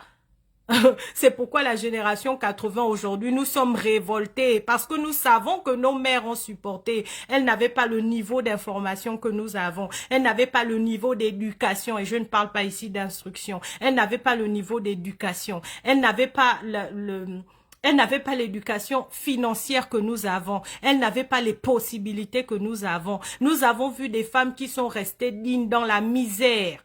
Moi, j'en ai vu dans ma famille, j'en ai vu dans mon voisinage. Le pire, moi, j'ai évolué dans un camp de forces de l'ordre. La misère que ces femmes-là qui accompagnent la vie des forces de l'ordre vivent, je ne vous dis même pas. C'est terrible. Nous, on a vu nos mères vivre comme ça, se contenter du peu, briser leurs rêves. Il y en a qui disaient qu'elles ne peuvent pas partir parce qu'elles savent pas là où aller. Il y en a qui disaient que elles peuvent pas partir parce qu'elles ne peuvent pas nous abandonner. Le résultat des courses aujourd'hui, c'est que nous, on trouve que nous sommes impétueuses. Aujourd'hui, les hommes trouvent que on en fait un peu trop. Mais la vérité, c'est que tout le monde nous violente. 80% des violences qui sont commises aux femmes se passent au sein de nos cellules familiales. C'est au sein de nos familles. L'État, lorsqu'on n'a pas d'hôpitaux décents, on n'a pas de routes décentes, on n'a pas d'électricité, on n'a pas d'eau, l'État nous violente. Ça s'appelle une violence. Parce que nos mamans qui vendent au marché, voyez-vous, elles payent les taxes journalières à la mairie. Mais aujourd'hui, il faut qu'on dégage des milliards pour construire un marché. Donc vous, mes petites sœurs là, des années 90, des années 2000, je vous en supplie, vous êtes une force politique incroyable parce que vous avez accès à l'éducation. Voilà ce que nos mamans nous ont donné. Des mariages où il faut rentrer et baisser la tête. Nous, on ne se contente pas de ça. Nous, on parle aujourd'hui parce que nous pouvons parler. Mais vous qui venez après nous, n'acceptez pas ça. N'acceptez pas ça. N'acceptez pas que ces gens-là viennent vous promettre des universités. Nous, on a été une génération des notes sexuellement transmissibles. Tu rentres en classe comme ça, là. Le professeur te fait du chantage. L'enseignant te fait du chantage. Nous, on a été à l'école, au lycée, au collège, où tu sais que ta collègue qui est là, c'est la copine de l'enseignant. Est-ce que vous savez que c'est illégal de faire ça? Nous, on a été dans des établissements, dans ce Gabon-là, où lorsque tu veux aller au petit coin, il faut aller en groupe, parce que tu es susceptible de te faire agresser ou de te faire harceler. Dans l'herbe. Nous, on a été dans les écoles où le cours d'EPS là, c'est la catastrophe parce que comme on va se mettre en petite tenue, même pas en petite tenue, on va se mettre en tenue de sport vraiment près du corps. On sait qu'on va se faire harceler, mais vous avez le choix de ne pas vivre ça. Et faire le choix de ne pas vivre ça, c'est refuser que d'être de la chair à canon politique. Vous, mes petites sœurs, exigez que ces gens-là, exigez des résultats. Refusez de participer à un autre massacre politique. Le massacre, c'est pas seulement quand les gens tombent. J'adapte mon langage là aux petites sœurs qui m'écoutent. Le massacre politique, c'est lorsqu'il y a des gens qui jouent avec votre avenir. Le massacre politique, c'est lorsqu'on voit des jeunes qui n'arrivent même pas à passer des concours. Le massacre aujourd'hui, c'est de condamner la femme gabonaise à vivre dans la précarité. Nos mamans ont vécu dans cette précarité. Nous avons vécu dans cette précarité. Vous, les générations 90, 2000, refusez ça, les 2010. Refusez ça. Nous, on n'a pas eu le choix parce qu'on n'avait pas compris les enjeux. Mais vous êtes une génération évoluée. Vous devez refuser ça. Refusez que ces gens-là viennent vous poser des questions dans votre maison. Refusez de porter des t-shirts pour la campagne. Refusez les foulards. Refusez de porter les pagnes. Refusez d'être dans des haies d'honneur où vous devez saluer des politiques. Il faut refuser ça.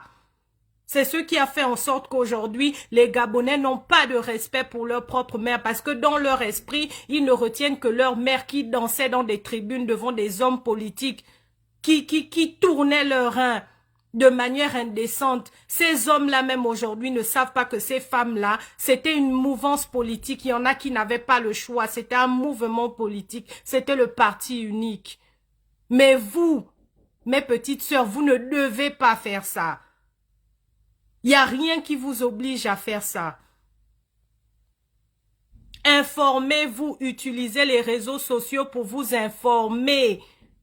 À notre époque, à nous, il y avait des filles qui se prostituaient pour avoir des serviettes hygiéniques, des protections hygiéniques.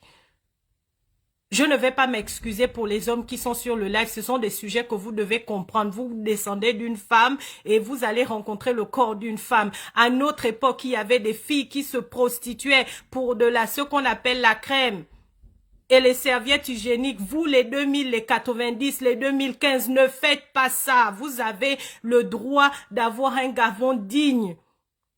Les notes sexuellement transmissibles, quand on a un téléphone aujourd'hui et que ton enseignant t'appelle, il veut te harceler, ben tu l'enregistres et tu le publies sur Facebook.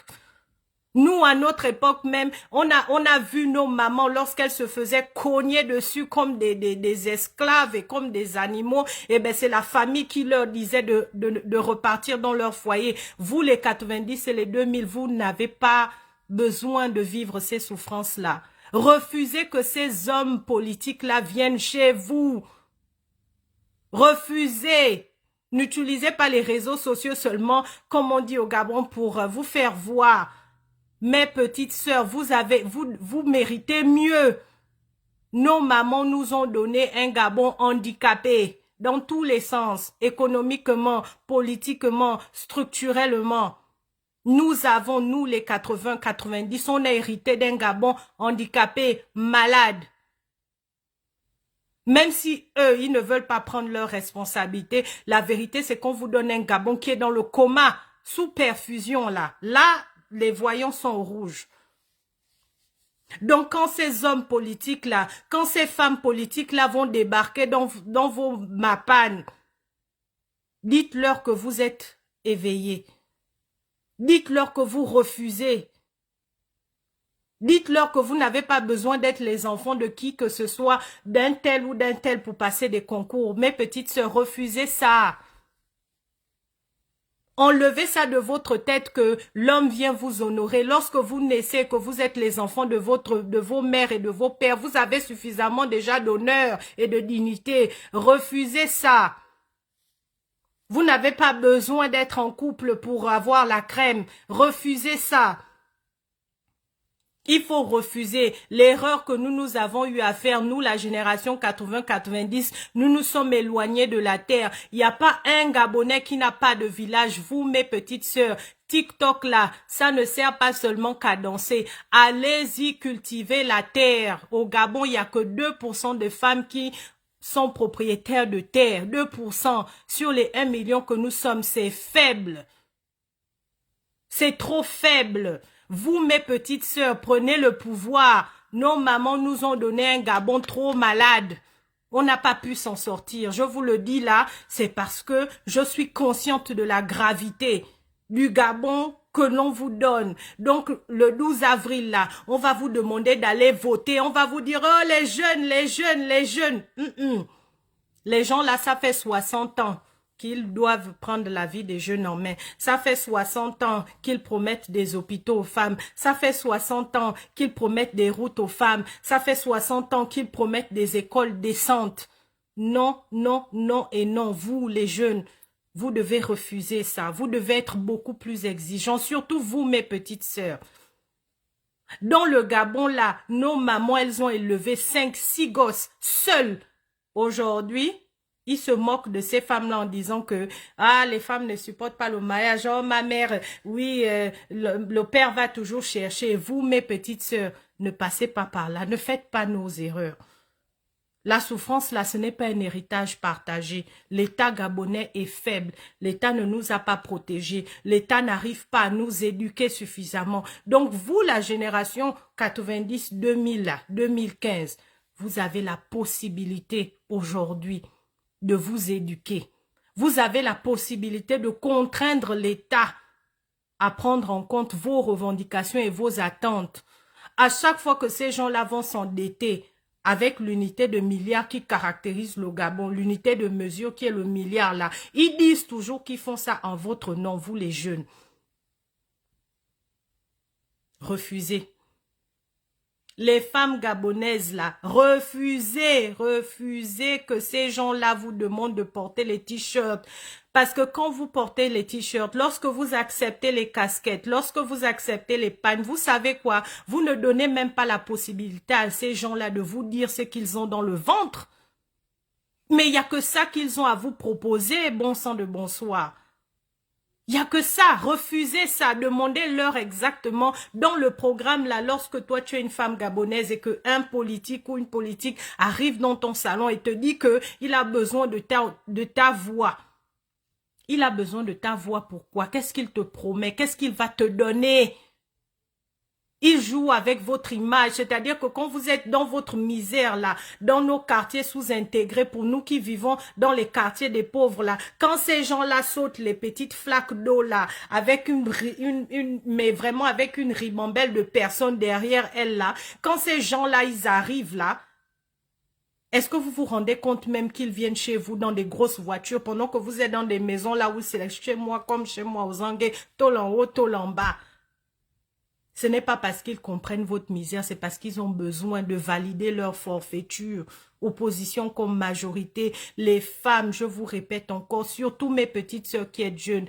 Quand il y a eu les dernières élections présidentielles, là, vous avez entendu qu'on a parlé d'une banque pour soutenir l'entrepreneuriat féminin. Vous avez entendu qu'on va ouvrir une école d'ingénierie technologique de nouvelles pointes pour les femmes, les jeunes femmes gabonaises. Qu'est-ce que vous avez entendu que ces gens-là ont proposé aux foyers monoparentaux? La plupart là, dans chaque famille gabonaise dorénavant, il y a une mère célibataire, il y a une jeune fille mère. Est-ce que vous les avez entendus proposer quelque chose de concret pour ces gens-là? Là, on commence maintenant à accumuler. On accumule maintenant là les candidats. Je vous en supplie, soyez exigeants. Soyez exigeants avec ces gens-là. Parce que si vous ne levez pas, vous n'élevez pas votre niveau d'exigence, eh bien, ils se serviront de vous comme du bétail politique. Les amis, on sait tous comment ça se passe. La femme et les jeunes, voilà le bétail politique dont ces gens-là ont besoin, qui justifie qu'ils aillent s'endetter à coups de milliards. Mais quand la société va mal, ils exigent aux femmes. Ils disent que les femmes ont perdu leur valeur. Ils disent que les femmes passent la journée à être nues sur TikTok. Ils attendent que ce soit vous qui releviez la société tout entière. Pendant ce temps, eux, ils épousent leurs femmes, ils entretiennent leurs maîtresses. Mesdames, mes petites sœurs là, l'homme, ce n'est pas la finalité d'une vie. Le mariage ne peut pas... Nos mamans ont fait ça. Elles sont restées dans des mariages qui étaient d'une toxicité indescriptible. Lorsque tu n'as pas le contrôle de tes finances, le contrôle de ta spiritualité, le contrôle de ta sexualité, le contrôle de ce qui rentre dans ta tête, de ce que tu consommes, de ce que tu portes, quand tu n'as pas ce contrôle-là en tant que femme, tu rentres dans un schéma où tu es susceptible de te faire violenter. Il y a des gens qui pensent aujourd'hui que la seule chose qu'il faudrait faire pour résoudre la question des violences, c'est qu'il faut autonomiser les femmes. Je vous dis bien que depuis l'époque d'Omar Bongo, on a passé le temps à parler des activités génératrices de revenus. Est-ce que vous avez vu que ça a fait en sorte que les violences baissent dans ce pays? Non. Vous savez pourquoi? Parce que pour régler la question des violences, c'est que la question de la condition de la femme touche plusieurs pans. L'économie, le spirituel, le culturel, le politique et le légal. C'est-à-dire que c'est un tout. Un pays qui se respecte traite la femme avec dignité. Mais quand on a parlé de restauration des institutions, est-ce que vous avez entendu qu'on a parlé de la restauration de la femme gabonaise comme étant une institution? Non, parce que il y a un problème d'éducation dans ce pays-là. L'autonomisation de la femme ne va pas suffire à l'éduquer. Il faut des programmes. Nous autres, on étudie ces questions, on passe le temps à faire des propositions. Nous passons le temps à faire des propositions. Mais comme je ne suis pas une star de TikTok, je ne suis pas une star de Facebook, eh bien mes propositions, pour le moment, ne sont pas encore considérées. Mais soit, moi je prends la parole parce que je suis consciente que le niveau d'éducation que j'ai aujourd'hui me permet de vous dire à vous les plus jeunes qui allez me regarder ou qui me regardez maintenant, faites mieux que nous. N'acceptez pas ces violences-là. Nous, on a grandi dans ce climat-là. Quand c'était pas notre mère, c'était une cousine, c'était une tante, c'était une voisine. Nous, on connaît ça. On a vu ces gens-là rentrer dans le fin fond de nos villages. On a vu ces gens-là rentrer dans des zones où le courant et l'eau n'arrivent pas. Mais c'est à l'occasion de la campagne que ces gens-là découvrent que les femmes vivent dans la misère. Et même que la majorité des programmes qu'ils vont vous proposer concernent les femmes qui vivent en agglomération. Mais la femme rurale, vous avez vu, non? Les femmes de Makokou nous ont montré que elles ne sont même plus capables d'aller au champ pour se nourrir. Elles sont obligées maintenant de mettre les noms dans une liste pour que l'État leur donne 300 000. Mais, quand on est de Logo et Vindo comme moi, quand on sait que le fer de Belinga est extrait depuis des années, quand on est du Haut-Ogooué comme moi et qu'on sait qu'aujourd'hui, les femmes qui sont maintenant dans le Haut-Ogooué ont le taux de cancer le plus élevé du Gabon à cause de l'extraction des minerais. Mais vous ne pensez pas que nous méritons mieux? Femmes gabonaises, les élections là arrivent. Les réseaux sociaux, Internet, la télévision, ça ne nous sert pas seulement qu'à nous détendre et à nous distraire. Oui, les conditions de vie sont difficiles. Oui, la vie est difficile. Mais la vérité, c'est que si ces gens-là arrivent encore à vous instrumentaliser, en vous donnant les t-shirts, les casquettes et les pagnes, vous savez ce qui va se passer. Vous leur donnez encore la possibilité, qui que ce soit, pendant 7 ans, de vivre riche sur votre misère. Parce que quand ils viennent vous demander de voter pendant 7 ans, ce qu'ils veulent faire là, c'est qu'ils viennent vous demander l'autorisation de leur donner une vie meilleure pendant 7 ans. Pendant 7 ans, ce sont eux qui gèrent. Pendant 7 ans, ce sont leurs femmes qui gèrent. Pendant 7 ans, ce sont leurs enfants qui sont favorisés. On découvre pendant 7 ans que leurs enfants, qui sont les plus beaux, les mieux en santé, qui vont se soigner en France, en Belgique, en Chine, leurs enfants vont apprendre à l'extérieur, pendant que vous là, même parfois, les petites écoles qu'on a même privées ou publiques au Gabon sont en grève.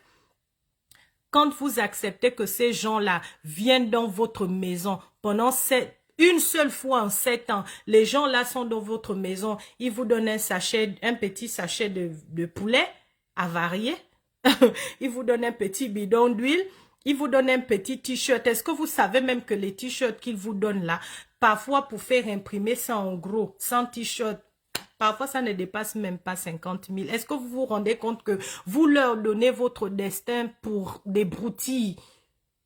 Pardon, quand on est une femme gabonaise là, je vais vous laisser avec cette interrogation, je vous en supplie. Ces gens-là ils sont maintenant derrière vous. Ils vont vous chercher à la torche. Qui que vous soyez, où que vous soyez, ils vont commencer à vous faire des dons. Les dons qu'ils vous font là, c'est avec votre propre argent. C'est l'argent du contribuable. Passez le message. Nous devons, en tant que femmes gabonaises, arriver à un certain niveau d'exigence.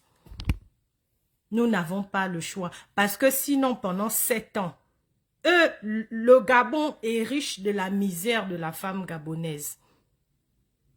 Le Gabon, là, la caste de population qui gère le Gabon, c'est en nous piétinant, nous, les femmes gabonaises.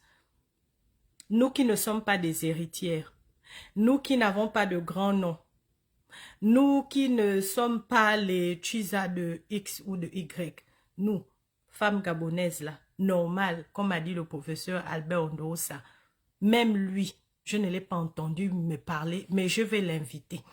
Dites-lui déjà que je vais l'inviter. Parce qu'il n'a pas été élu président là.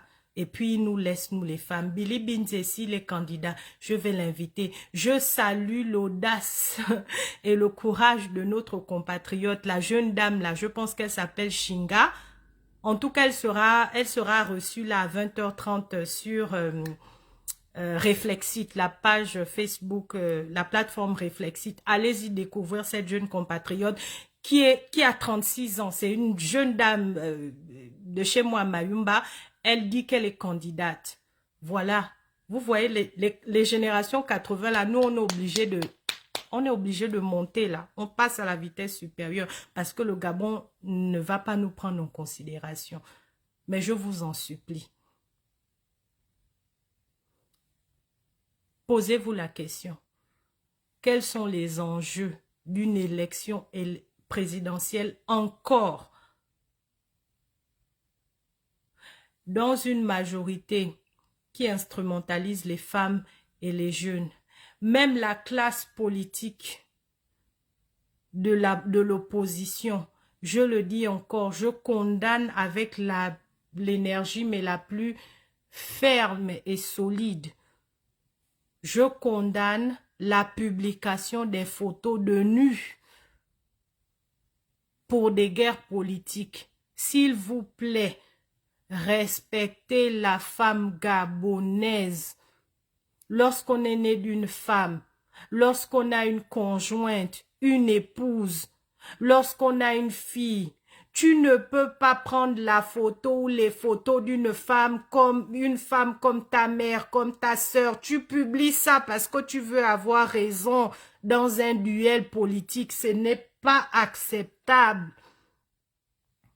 Ce n'est pas acceptable. Devant des milliers de Gabonais, tu mets la nudité d'une femme comme ta mère dehors. Ce n'est pas acceptable.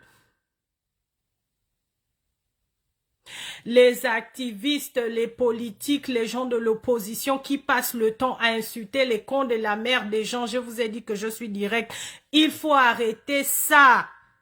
La femme gabonaise mérite mieux que ça. Quand vous voulez faire vos batailles politiques entre hommes, insultez vos pénis, laissez nos fesses là. Nous, on accouche avec ça. On vit avec ça. On ne peut pas avoir honte de ça.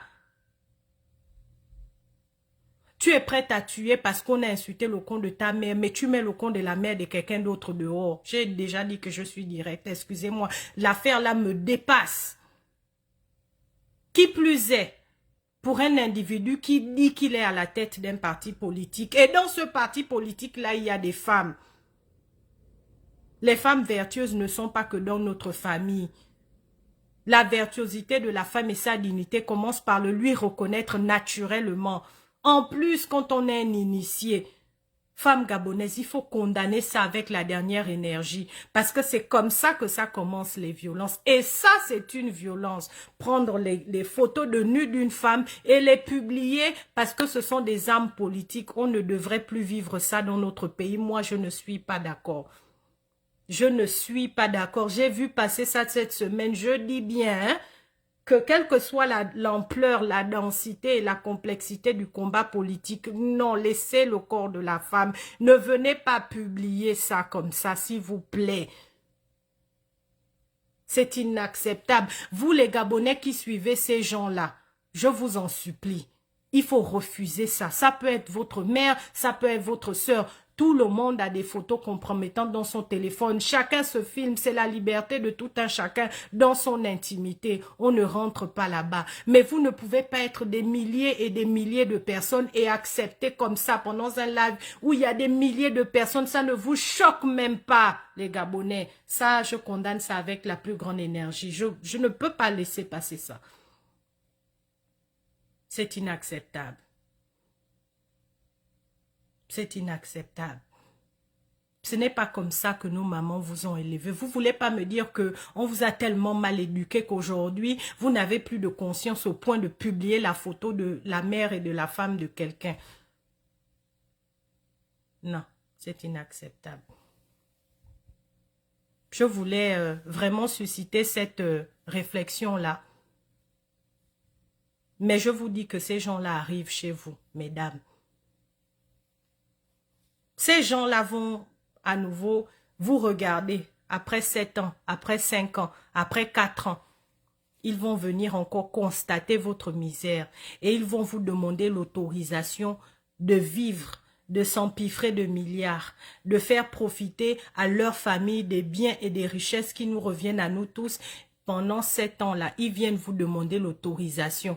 À chaque fois que vous portez un t-shirt, à chaque fois que vous portez une casquette, à chaque fois que vous acceptez un pagne, vous leur donnez l'autorisation de jouer avec votre destinée et la destinée de vos enfants. C'est ça qui est la vérité. C'est que à ça que sert la campagne électorale au pays. Parce que techniquement, à mon sens, hein, ça c'est vraiment moi qui dis,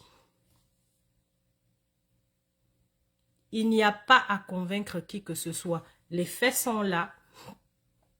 Tout est là. Majorité comme opposition. Tout est devant nous. On a eu presque 2 ans de transition. Les femmes pesaient le pour et le contre.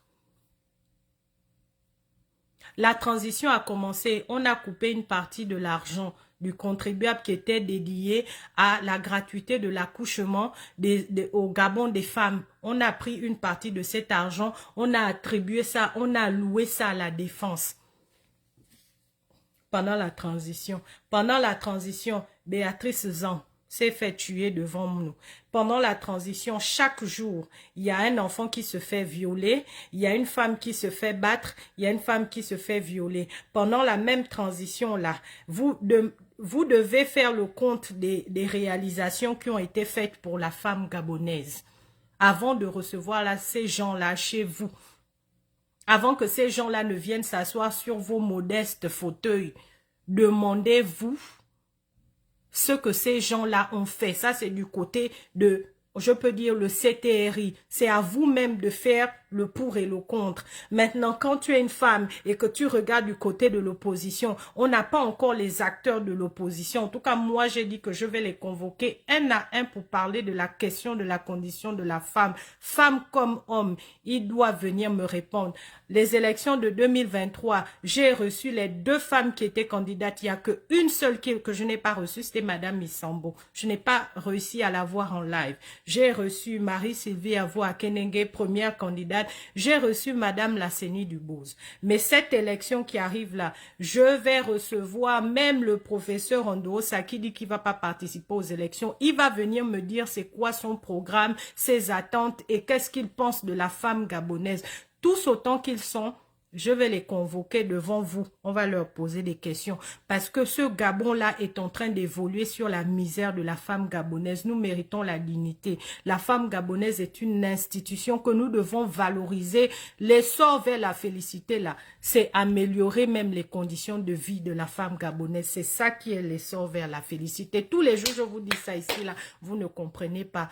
Mais mon message d'aujourd'hui, vraiment, je suis descendue pour vous parler terre à terre, pour vous dire que je sais pas quel français je peux même utiliser là.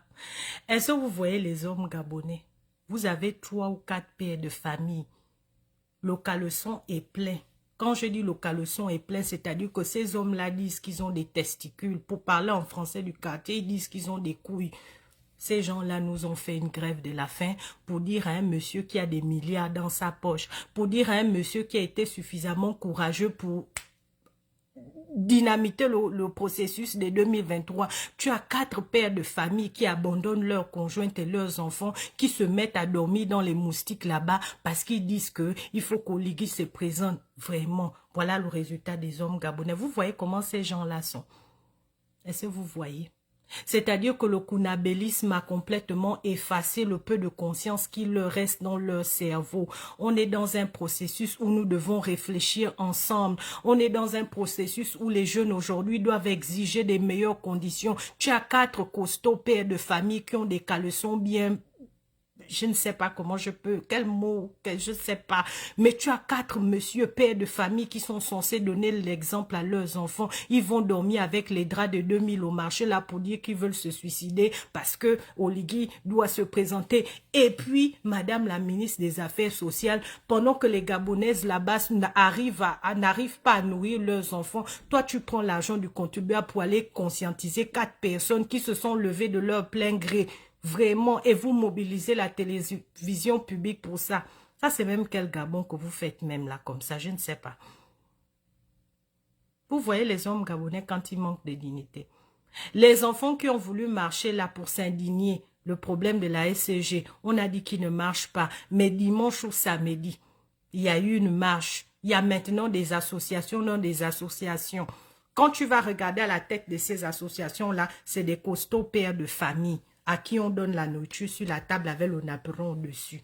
Qu'est-ce qui se passe? Les femmes, je vous dis que les gens là n'ont pas notre temps.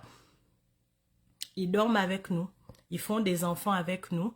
Ils ont même le statut d'homme marié. Mais est-ce qu'ils ont pitié de nous? Est-ce qu'ils ont de l'empathie pour nous? Est-ce qu'ils mesurent la gravité de ce que ce Gabon-là se construit sur la douleur, sur les violences, sur les peurs des femmes? Est-ce que vous voyez ça? Il faut peser le pour et le contre, les amis. Le Gabon, là, aujourd'hui, là, l'âge médian, c'est 19 ans. Ça veut dire qu'il y a près de 60%, je pense, de Gabonais qui ont 19 ans. Quand on est jeune, quand on a encore 20 ans, on a la force de vie. S'il vous plaît, refusez. Ne faites pas comme nous. N'acceptez pas tout ça. Non, refusez. Refusez ça. Refusez la médiocrité. Nous avons l'opportunité de faire différemment. Refusez. Les t-shirts, les pagnes, les casquettes, aller s'asseoir sous le soleil pour écouter des candidats. Nos mamans ont fait ça. Nos papas ont fait ça. Nos grands-parents ont fait ça. Nous-mêmes, on a déjà fait ça. Refusez de faire ça. Élevons le débat. C'est vraiment le message que j'étais venue vous faire passer. Et particulièrement faire passer aux femmes gabonaises, 60 ans, hôpitaux, routes, éducation et autonomie financière, il n'y a pas. Nous n'avons à ce jour aucune firme, mais vraiment de renommée nationale qui emploie en exclusivité des Gabonais avec des capitaux gabonais. Nous n'en avons pas pour le moment. On essaye de bricoler ci et là. Ça veut dire que ça fait 64 ans que le Gabon, ou ceux qui ont piloté le Gabon, de tout bord politique, je n'exclus personne, ça fait 64 ans que nous avons collectivement tous échoué. Aujourd'hui, là, on a un problème. C'est qu'on a 60% de nos enfants qui ont encore 19 ans. Ces enfants-là vont nous demander des comptes. Ça va être compliqué. Parce que ces enfants-là, nous n'allons pas pouvoir les contenir. Eux, ils regardent les réseaux sociaux, ils voient comment les autres vivent. La tragédie même de cette affaire-là, c'est que nous regardons une autre transition qui se passe au Burkina avec un gars qui a le même âge que moi, il est né en 88. Incroyable. Incroyable. Donc les enfants qui ont 19 ans là, ils voient ça. Moi je dis ça que c'est mieux qu'on s'arrange sérieusement parce que ces enfants-là, nous n'allons pas pouvoir les contenir longtemps. Bloquer Internet ne suffira pas. Empêcher à ces enfants de faire de marche ne suffira pas. Leur donner des t-shirts, des gadgets, des téléphones, des iPhones, tout ce que vous voulez, ça ne suffisait pas. À l'époque de Bongo, on avait même des voitures qui avaient la tête de Bongo. On avait même les marmites et les casseroles là où il y avait l'effigie d'Oma à Bongo. Ça n'a pas suffi. On avait même les strings, les sous-vêtements. Les gadgets là, c'est notre travail. Mais les enfants de 19 ans là, ça veut dire que nous, nos parents, nous donnent un Gabon malade, handicapé. Nous, on a donné à la génération 90 et la génération début 2000, on a donné un Gabon dans le coma. Là, maintenant, là, il faut qu'on se pose la question. C'est quel genre de Gabon qu'on va remettre à nos enfants qui sont présentement à l'école primaire, qui sont présentement au lycée? On leur donne quel genre de Gabon? Est-ce qu'on leur donne un Gabon où les femmes se font tuer tous les jours? Est-ce qu'on leur donne un Gabon où un homme de 36 ans t'explique qu'il enfonce son pénis dans la bouche de sa fille tous les matins parce qu'il semble voir sa mère? Est-ce qu'on nous explique qu'on leur donne un Gabon où des Béatrice Zanki font des choses extraordinaires, peuvent se faire poignarder? Est-ce que c'est ce Gabon-là que nous donnons à nos enfants? Parce qu'ils vont nous demander des comptes. Nous, on n'a pas encore eu le courage de demander des comptes à nos vieux papas qui ne veulent pas laisser le pouvoir là. Mais les enfants de 19 ans là, ils vont nous demander des comptes. Donc, chacun de nous, en tout cas, je parle là à la génération 80 que nous sommes suffisamment matures, nous avons tous pratiquement dépassé 35 ans. Il est de notre responsabilité de donner à nos enfants un Gabon un peu plus décent, un peu plus digne que ça. Toutes les personnes là qui êtes là, engagez-vous. Engagez-vous en politique. Engagez-vous avec des valeurs dans vos quartiers. Créez des cercles vertueux. Créer des cercles vertueux, c'est un de mes maîtres à penser, le presque grand qui dit ça toujours. Il faut créer des cercles vertueux. Il faut créer des vraies associations, pas les associations konabélistes, mais il faut se réunir. Il faut mutualiser les forces. Ces gens-là ne viendront dans vos quartiers, là où il n'y a pas le goudron, il n'y a pas l'eau, il n'y a pas le courant. Ils ne viendront que pour vous demander des voix. Donc, vous qui vivez la misère tous les jours entre vous, vous devez vous réunir pour développer des solutions à votre échelle. Il faut créer des cercles vertueux. Les femmes, là, il faut apprendre à vous réunir pour discuter des choses qui vous intéressent. Laissons un peu les hommes là tranquilles. Ils nous ont démontré par A plus B qu'ils s'en foutent. Ils ne feront pas mieux que leurs prédécesseurs. C'est à nous de prendre notre destinée en main. Donc, pardon, bientôt ils vont encore venir là chez vous là. Vous promettre les mêmes hôpitaux, les mêmes routes, les mêmes bâtiments qui ne sortent jamais de terre là. Les gros éléphants blancs que ces gens-là font là. C'est ceux qui vont venir encore vous promettre là. Il faut refuser ça. C'était vraiment à cette réflexion que je voulais vous emmener ce soir. Merci beaucoup pour vos partages. Merci aussi pour ceux qui vont s'abonner. Merci vraiment pour ceux et celles qui relayeront le message. En attendant, moi, je vous souhaite une excellente soirée et je m'arrête ici. Bye. Bon début de semaine.